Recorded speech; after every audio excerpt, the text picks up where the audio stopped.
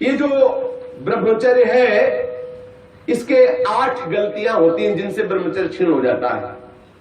पहला, परस्पर दर्शन काम भाव से। स्त्री पुरुष का परस्पर दर्शन, आपने और कोई क्रिया नहीं हुई, केवल आपने काम भाव से युक्त होकर पुरुष को देख लिया या पुरुष स्त्री साधक को देख लिया, बस गंभीरता पूर्वक अंदर वासना पूर्वक आपने देख लिया। अब आपका ब्रह्मचर्य टिक नहीं सकता, किसी भी तरह से क्षीण हो जाएगा, आपको पता भी नहीं चलेगा।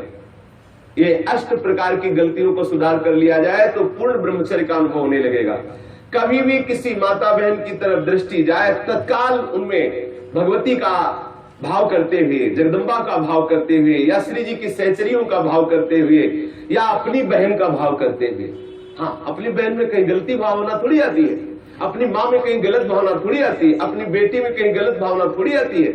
ऐसे सद्भाव रखिए, कोशिश कीजिए कि उनके मस्तक और केशों पर, नेत्रों पर दृष्टि न जाए, चरणों पर दृष्टि रहे। जो चाहे आपन कल्याणा, सुजस सुमति शुभगति शुभनाना, सो परनार लीलार गुसाई, तजो चौथ के चंद्र किनाई। जैसे चौथ के चंद्रमा को देखने से कलंक लगता है, लोग बचते हैं, ऐसे ही माता बहनों के नेत्र, मस्तक और केस, इन 3 को देखने के लिए अपनी दृष्टि को बचा लो। नेत्रों में नेत्र न मिलने पावे, उनके ललाट और उनके केस पास पर दृष्टि न जाने पावे, उनके चरणों पर दृष्टि रहे। संभाषण करना हो तो सर नीचा करके ही उनसे संभाषण करो। ये आद्य शक्ति जगदम्बा के अंश स्वरूपा है, ये श्री जी की सहचरी है। ऐसा भाव रखकर उनसे वार्ता करो। ज्यादा देर वार्ता मत करो, ये एकांत में वार्ता मत करो। जहां दर्शन हो तत्काल नेत्र हटा लो। अगर दर्शन होते ही आपने काम भाव से उनको देख लिया तो फिर आप ब्रह्मचर्य नहीं रह सकते, या वो ब्रह्मचर्य नहीं रह सकती जिसने पुरुष को काम भाव से देख लिया। पहली गलती। दूसरा है स्पर्श करना, किसी भी बहाने से परस्पर स्पर्श करना, किसी भी अंग का स्पर्श करना। हम भले प्रकट नहीं कर रहे हैं अपनी वासना, लेकिन किसी भी बहाने से पुरुष या स्त्री के शरीर का स्पर्श करना परस्पर विपरीत भावना से, यह दूसरा लक्षण। यदि आप प्रकट तो नहीं कर रहे लेकिन किसी भी बहाने से आप स्पर्श कर रहे हैं, आपके अंदर काम का भाव चल रहा है, तो आप ब्रह्मचर्य नहीं रह सकते, आपका ब्रह्मचर्य क्षीण हो जाएगा। दूसरी गलती। तीसरी गलती, केल विलास क्रीड़ा को देखना। किसी भी जीव के केल विलास क्रीड़ा को देखने से अपने मन में वैसी भावुकता प्रकट हो जाती है और हम ब्रह्मचर्य खो बैठते हैं।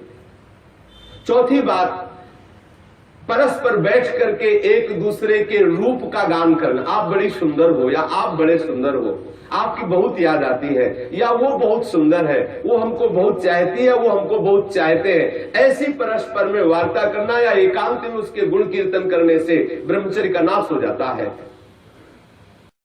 पांचों, एकांत में बैठ करके भाषण करना।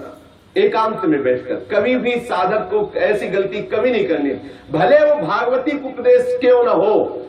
जब आप देख लीजिए कि हमारे चित्त पर पुरुषत्व का अभिमान नष्ट हो गया है, किसी भी स्थिति में हमारे हृदय में भावना नहीं आएगी कि भोग्य वस्तु है, तो फिर सच्चिदानंद भगवान की अपार कृपा है, फिर त्रिभुवन में आपको कोई हिला नहीं सकता। नहीं स्वात्मा रामम विषय मृग तृष्णाम भ्रमयति। ज्ञानी भ्रष्ट हो सकता है लेकिन बोधवान नहीं, भक्त विचलित हो सकता है लेकिन प्रेमी नहीं।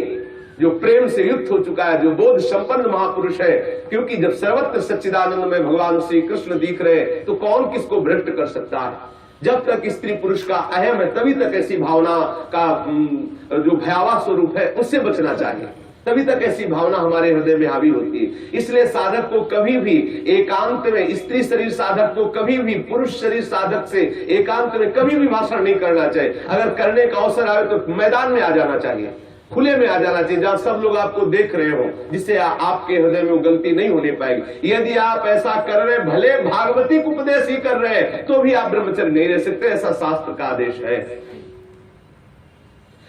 एकांत में किसी स्त्री को दूर से देखकर या पुरुष शरीर को देख करके भोग का संकल्प कर लेना, वासना का संकल्प कर लेना, ये ब्रह्मचर्य का नाश कर देने वाला संकल्प होता है। दृढ़ निश्चय कर लेना, संकल्प कर लेना। या विपरीत देह वाले, जैसे पुरुष या स्त्री, विपरीत देह वाले संग में एकांतिक केली कर लेना। ये अष्ट प्रकार के जो ब्रह्मचर्य नष्ट करने वाले भाव है, इनसे पूर्णतया बचा जाए। जो ब्रह्मचर्य रहना चाहे कभी भी कामुक दृष्टि से परस्पर शरीरों को ना देखे, स्त्री शरीर साधक या पुरुष शरीर साधक परस्पर किसी को कामुक दृष्टि से न देखे, कभी बुरी भावना से किसी भी माता बहन का स्पर्श न करे, कभी भी किसी भी तरह से अपने निकट ना आने दे, ना उनके निकट जाए।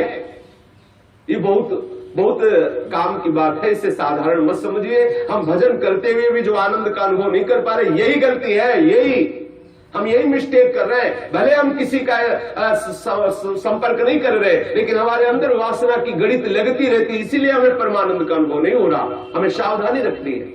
देखो, ये ऐसा कोई अपने में ना जाए कि मैं सिद्ध हो गया हूं, मैं जैसा मनमानी आचरण चाहूं कर सकता हूं। भगवान व्यास देव जी ने लिखा है कि बड़े बड़े विद्वान भी इस आकर्षण में अपने आप को ढीला मानते हैं और गिर सकते हैं। इसलिए सावधानी पूर्वक, विद्वानों को भी ये जो आकर्षण है खींच सकता है, इसलिए सावधान रहे। कभी भी ब्रह्मचर्य व्रत धारण करने वाले उपासक को या गृहस्थ धर्म धारण करने वाले गृहस्थी को भी अपनी पत्नी के सिवा कभी और के साथ एकांत में संभाषण नहीं करना चाहिए।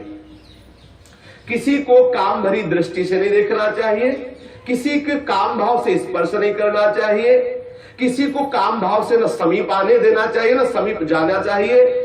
कभी किसी को एकांत में परस्पर विरोधी शरीर वाले को, स्त्री पुरुष शरीर वाले को खेलना नहीं चाहिए। कोई भी खेल अकेले में नहीं खेलना चाहिए। कभी भी एकांत में बैठकर मजाक नहीं करना चाहिए, कभी भी एकांत में बैठकर बातचीत नहीं करनी चाहिए।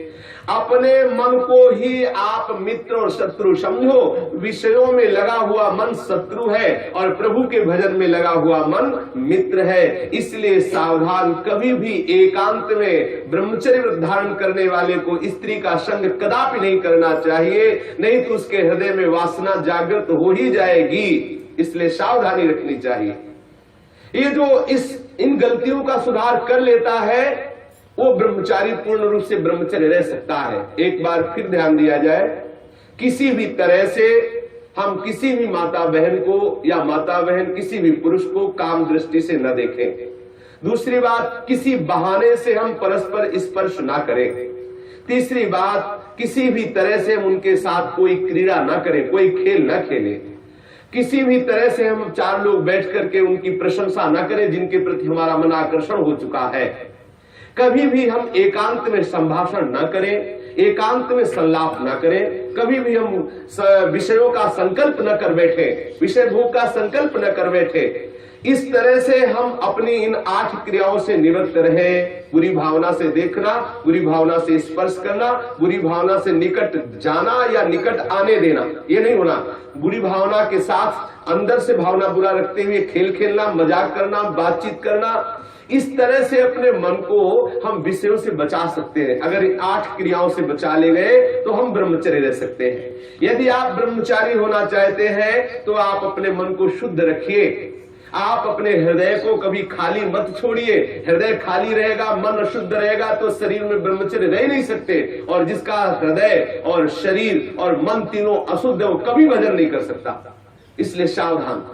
आज तो और बहुत बुरी दशा हो रही है, भक्ति के नाम पर वासना का पोषण करते हैं। भक्ति के नाम पर हम सखी तुम सखा, ये समझ जाने कौन सा नाटक। भगवान कैसे कैसे प्रपंच चल गए हैं, कैसे कैसे प्रपंचिक लोग अपनी वासना की पूर्ति के लिए भक्ति का आडंबर कर रहे हैं। भक्ति को हंसी मजाक समझा जा रहा है। राधा कृष्ण की इस महाप्रेममयी लीलाओं को कैसे किस भावना से घसीटा जा रहा है। बहुत दुर्गति होगी, बहुत सावधान। वो देख रहा है जो सबको देख ले। अरे कोई देखे न देखे, तुम तो देख ही रहे हो ना, तुम्ही को वहां बोलना पड़ेगा, वहां तुम छुपा नहीं सकते।